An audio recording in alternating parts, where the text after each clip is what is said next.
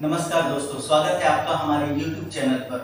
आज हम आपके लिए बहुत ही शानदार एक वीडियो लेकर आए हैं जिसका विषय है कि कुंडलिनी शक्ति को कौन से योग साधना के माध्यम से जागृत किया जाए। तो हमारे पास में उसका कौन कौन से प्राणायाम है और कौन से वो क्रिया है जिसके माध्यम से कुंडलिनी शक्ति को जागृत किया जा सकता है। इसके पहले हमने 6 वीडियो ऐसे अपलोड किए हैं जो कुंडलिनी शक्ति को एक्टिव करने के लिए जो सावधानियां और जो नियम है उसको बताया गया है। तो सबसे पहले वो वीडियो भी सारे के सारे एक बार देख लीजिए, उसके बाद में ये योग साधना करेंगे तो ज्यादा बेहतर होगा। कुंडलिनी शक्ति को एक्टिव करने के लिए, जागृत करने के लिए सबसे पहले वज्रासन में बैठना होगा। अब वज्रासन ये क्या होता है, मैं आपको बैठकर दिखा रहा हूं।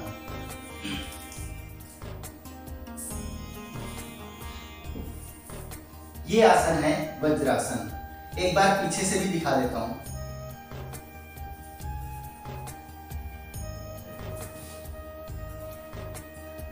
ये वज्रासन है। तो सबसे पहले आपको इस वज्रासन में बैठ जाना है। बैठने के बाद में 3 चरण का प्राणायाम होगा, है ना। 3 चरण का प्राणायाम। तो पहला चरण 4 उंगली पेट पर, अंगूठा पीछे की ओर। इस चरण में आपको उज्जैनी में सांस लेना है 8 सांस। उज्जैनी में सांस लेना है 8 सांस। ये होगा पहला चरण। फिर आपको हाथ नीचे रख लेना है। फिर लंबी लंबी 2 बार 3 बार सांसें लेंगे। उसके बाद में दूसरा चरण जो आएगा, दूसरा चरण होगा 4 उंगली छाती पर, अंगूठा पीछे की ओर। इसमें भी उज्जैनी में ही सांस लेना है, वो भी 8 बार। ये 8 बार कंप्लीट हो गया। उसके बाद फिर आपको हाथ नीचे रख लेना है। फिर से लंबी लंबी 2-3 बार आपको सांस लेना है। फिर प्राणायाम का तीसरा चरण आएगा।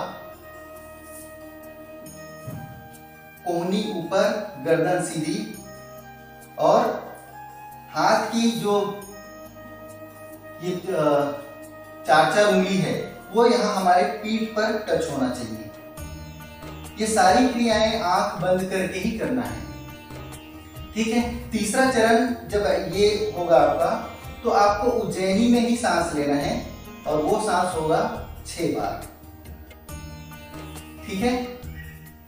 वीडियो पूरा देखिएगा क्योंकि अधूरा ज्ञान हमेशा घातक सिद्ध होता है। पूरी तरह से समझ ले तभी शुरुआत करना है।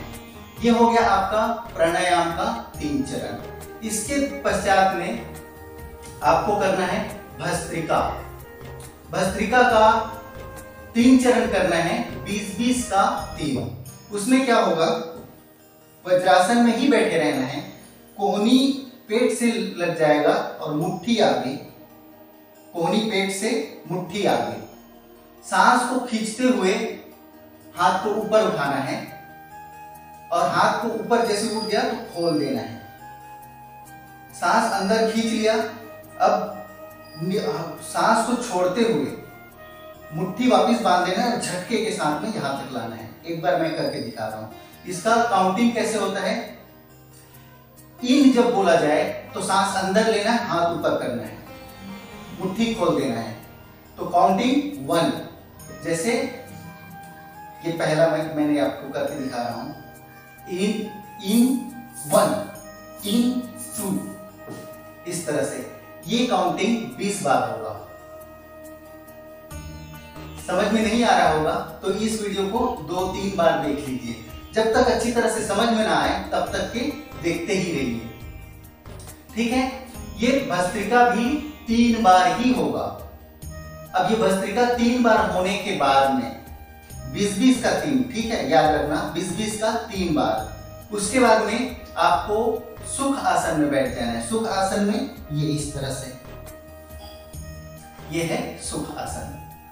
अब सुख आसन में बैठने के बाद में 3 बार ओंकार का उच्चारण करना है।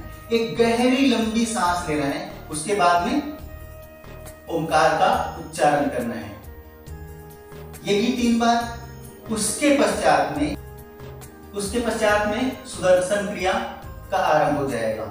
सुदर्शन क्रिया का भी 3 चरण ही है ना। ये 3 चरण किस तरह से पूरा होगा उसको देखते हैं। एक गहरी लंबी सांस लेना है, रुक जाना है, उसके बाद में धीरे धीरे उस सांस को बाहर कर देना है। तो एक बार सांस अंदर लेकर जब बाहर करेंगे तो उसकी गिनती होगी 1। तो इस तरह से आपको ये लंबी सांस लेकर आराम से छोड़ने की क्रिया 10 बार होगा।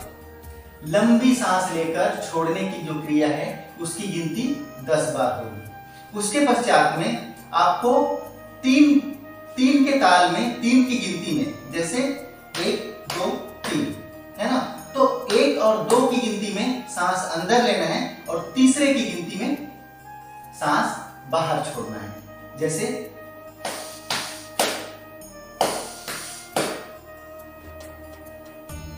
ये काउंटिंग 50 बार होगी। ठीक है, सुदर्शन क्रिया का ये दूसरा चरण। ठीक, उसके पश्चात आपको सुदर्शन क्रिया का तीसरा चरण में प्रवेश करना है और तीसरा चरण जैसे प्रवेश होगा तो इसकी गिनती 100 बार होगी और सांस लेने की जो रफ्तार है वो पूरी तरह से बढ़ जाएगी। जैसे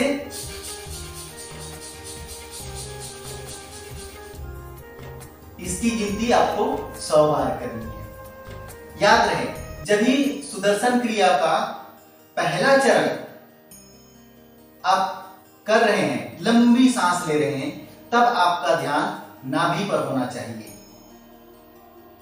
दूसरा चरण जब आपका 3 की गिनती में तीसरे में जब सांस बाहर छोड़ेंगे तो आपका ध्यान छाती पर होगा। और तीसरा चरण जब आपकी सांस लेने की जो रफ्तार है वो पूरी तरह से बढ़ जाएगी, है ना, तब आपका पूरा ध्यान पूरे सर पे होना चाहिए। इस समय पर आपके सर पूरा भारी भारी हो जाएगा और इस क्रिया में हो सकता है कि आपको कुछ अलग दर्द हो जाए या हंसी आ जाए या रोने का मन करे, ऐसा भी हो सकता है। मन में जो भी भाव आएगा उसे छुपाना नहीं है, उसको बाहर आने देना है। ऐसा इस क्रिया के समय, जैसे मैंने अभी तीन चरण सुदर्शन क्रिया बताया, 3 चरण को 3 बार करना है। ये तीनों चरण को मिलाकर एक चरण बनाना है और उसको 3 बार करना है। जब आप कर रहे होंगे तो हो सकता है आपके हाथ ऐसे वैसे कुछ मुड़ जाए। ये सारी जो क्रिया है, प्राणायाम से लेके भस्त्रिका, ओंकार और सुदर्शन क्रिया, ये टोटल आंख बंद करके करना है, आंख नहीं खुलनी चाहिए। ये आपको शुरुआत में बहुत ही थोड़ा मुश्किल सा अनुभव होने लगेगा। इसमें ये नहीं हो पाएगा मुझसे, मैं नहीं कर पाऊंगा, ये शुरुआत का है। दूसरी बात क्या है कि आप उज्जैनी में सांस कैसे लेंगे, ये उज्जैनी में सांस लेने का तरीका क्या है। तो उज्जैनी में सांस लेने का एक तरीका है, जैसे कोई नींद में है और उसका नींद में जो वो खराटे लेता है तो आवाज कैसी आती है, वैसे ही उज्जैनी में जब आप सांस लेंगे, सांस अंदर लेते हुए और सांस बाहर छोड़ते हुए, तो वही आवाज आनी चाहिए। तो उज्जैनी में सांस अंदर या बाहर करने के लिए सबसे पहले गले को थोड़ा ऐसे ये कर लेना है। अब उज्जैनी में सांस लेंगे तो सांस अंदर लेते समय 4 तक की गिनती होनी चाहिए और सांस बाहर करते समय 6 तक की गिनती होनी चाहिए। जैसे उज्जैनी में मैं सांस लेकर आपको बता रहा हूं।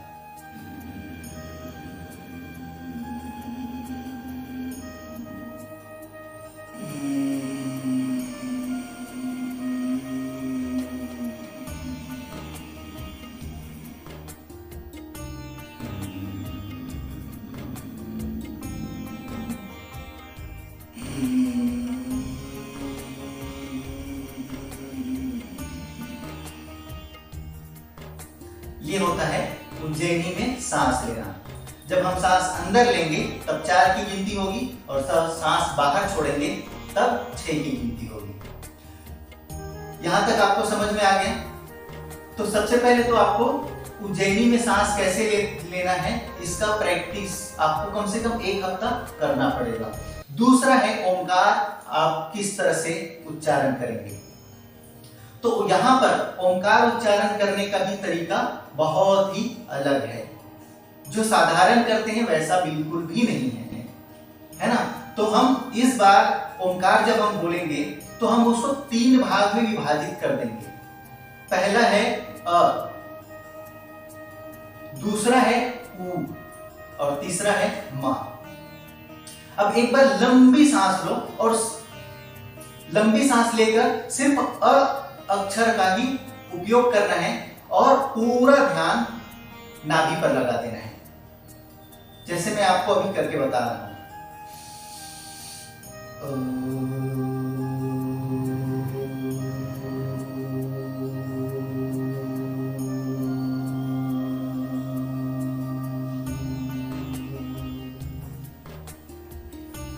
जब इस तरह से करेंगे तो आपके पेट में भी वाइब्रेशन होगा, कंपन होगा। दूसरा भाग है उ, अ के बाद में उ, है ना, वो भी आपको करके बता रहा हूं। यहां अब उ शब्द का जब उच्चारण करेंगे तो आपका ध्यान छाती पर होगा, सीने में। ये भी आपको करके बता रहा हूं।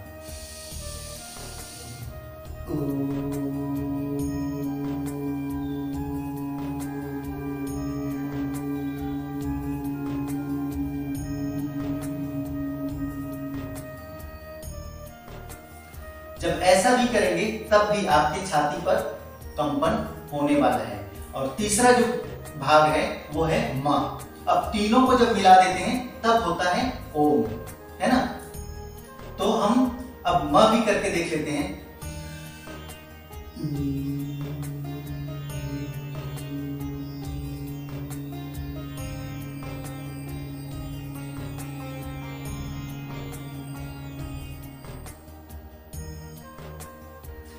इस क्रिया में भी आपके पूरे सर में वाइब्रेशन, कंपन होने वाला है।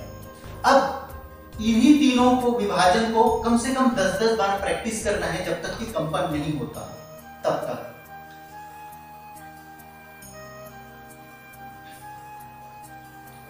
और जब कंपन होने लगे, पूरी तरह से होने लगे तो तीनों क्रियाओं को एक साथ मिक्स करके एक साथ में बोलना है। ऐसे होना चाहिए ओंकार, वो भी मैं आपको करके बता दे रहा हूं। पहला हम अ का इस्तेमाल करेंगे, वो तब पेट में ध्यान लगाएंगे एक ही सांस में। दूसरी बार में हम ऊ को इस्तेमाल करेंगे तब छाती में ध्यान लगाएंगे। और तीसरा हम म का जब उच्चारण करेंगे तब पूरे सर में ध्यान लगाएंगे। और तीनों जगहों पर भी कंपन, वाइब्रेशन होना ही चाहिए।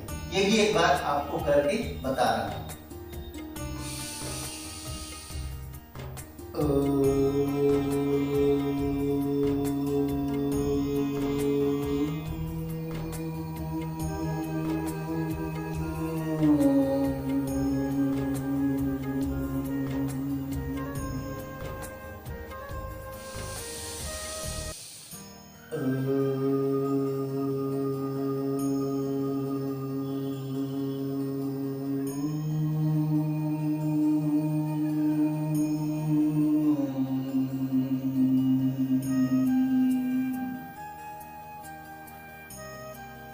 इस तरह से तो उज्जैनी में सांस कैसे लेते हैं और ओंकार का उच्चारण कैसे करना है, इसका आपको 3-4 दिन तक की प्रैक्टिस करना पड़ेगा। दूसरी बात, जो मैंने प्राणायाम, भस्त्रिका और ओंकार, उसके बाद में सुदर्शन क्रिया, ये सारी बातें बताई हैं, उसके लिए 1 महीने से पहले तैयारी होनी चाहिए। इसमें आपको आदत बनानी पड़ेगी। हर रोज कम से कम आधा घंटा आपको एक्सरसाइज करना है। आप जो भी एक्सरसाइज जानते हैं वो एक्सरसाइज कीजिए और इतना करना है कि आपके शरीर से पसीना छूट जाए, आपको थकावट महसूस हो जाए, आपका जो सांस है वो फूलने लगे। इतना करना है। जो भी एक्सरसाइज, जैसे दौड़ लगाना है, उछल कूद करना है, जो भी आप जानते हैं वो एक्सरसाइज आपको पूरा करना है। तब आपका बॉडी 1 हफ्ते में तो तैयार ही हो जाएगा। यानी छोटी मोटी जो इशू रहेगी आपके बॉडी के अंदर, वो पूरी तरह से समाप्त हो जाएगा। ठीक है, उसके बाद में जब आप शुरुआत करेंगे कुंडलिनी शक्ति को एक्टिव करने के साधना में, तो शुरुआत कहां से करनी है? सबसे पहले प्राणायाम से। पहले दिन सिर्फ प्राणायाम ही करेंगे,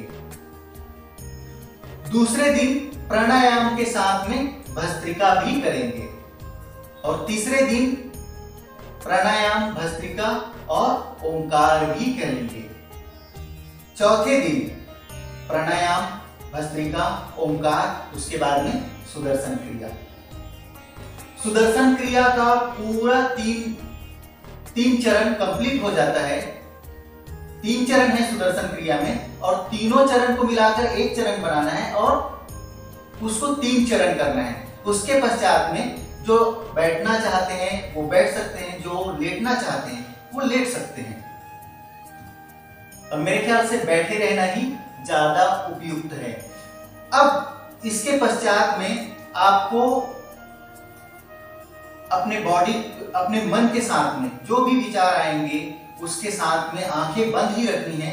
आप अपने शरीर पर ही ध्यान लगाना शुरुआत करेंगे। आपका मन चंचल है, मैं जानता हूँ, इधर उधर की बहुत सारी बातें याद आने लगेगी, और कुछ दिन भर में हुआ है या आज क्या करूंगा या क्या नहीं करना है, वो सब आपके मन में आते जाएगा, और कहीं कुछ पल के लिए आपका ध्यान एकदम केंद्रित हो जाएगा। यहाँ नीला पीला प्रकाश नजर आने लगेगा। वो कुछ पल के लिए होता है, वो अच्छी बात है, लेकिन यहाँ नीला पीला प्रकाश जो नजर आता है उसमें पूरी तरह से ध्यान में मग्न नहीं होना है। आपको अपना पूरा ध्यान अपने आंतरिक अंगों में लगाना है, अपने शरीर में लगाना है। हम अगला वीडियो लेकर आएंगे कि इसको देखियो, जितना हमने आपको बताया है उतने में आप परफेक्ट रूप से नहीं कर पाएंगे। इस साधना को आप भूल ही जाएंगे, कहां गिनती करते बैठूं, कैसे गिनती करूं, इसमें आप खो जाएंगे, फंस ही जाएंगे कि मुझसे नहीं हो पाएगा। तो हम अगला जो वीडियो लेकर आएंगे हम सिर्फ काउंटिंग करेंगे और आपको प्राणायाम, भस्त्रिका, ओंकार और सुदर्शन क्रिया, ये सारी क्रियाएं करते रहना है। ठीक है, तब तक के आप तैयारी करें कि आपका अपना एक्सरसाइज प्रतिदिन होना चाहिए। दूसरा, आपका जब बैठ जाएंगे, मतलब कुंडलिनी जागृत करने की साधना में, है ना, तो एक भी दिन छुट्टी नहीं होनी चाहिए, एक भी दिन गैप नहीं होना चाहिए। ये क्रिया लगातार 3.25 महीना यानी 101 दिन कंप्लीट करना है। 101 दिन आप लगातार कंप्लीट कर लेते हैं तो रिजल्ट आपके सामने रहेगा और आपका अनुभव आपके पास ही रहेगा। इस दौरान आप अगर ये साधना कर रहे हैं तो कमेंट के माध्यम से आप हमसे जुड़े रहेंगे। आपके साथ में क्या हो रहा है, क्या महसूस कर रहे हैं, क्या नहीं कर रहे हैं, और इन दिनों में आपके साथ में कौन सा ऐसा अलौकिक चमत्कारिक कुछ घटना हो सकता है, क्योंकि इसमें मेरा अनुभव अलग है, मेरे गुरु का अनुभव अलग है, सबके साथ में अलग अलग होते हैं। वो सारी बातें कमेंट में आप अवश्य शेयर करेंगे। लेकिन हम कमेंट के माध्यम से मिलते रहेंगे और इसके बाद में जब साधना शुरुआत हो जाएगी 3.25 महीने की, तब भी हमारा वीडियो आता रहेगा और इसी सब्जेक्ट में आता रहेगा कि अब क्या हो रहा है, अब क्या करें और क्या ना करें। ठीक है, तो मिलते हैं अगले सत्संग में और हम एक नया रिकॉर्डिंग लेकर आ रहे हैं काउंटिंग के साथ में, जो आपकी साधना को बहुत ही आसान बना देगा। मिलते हैं अगले सत्संग में, तब तक के लिए नमस्कार।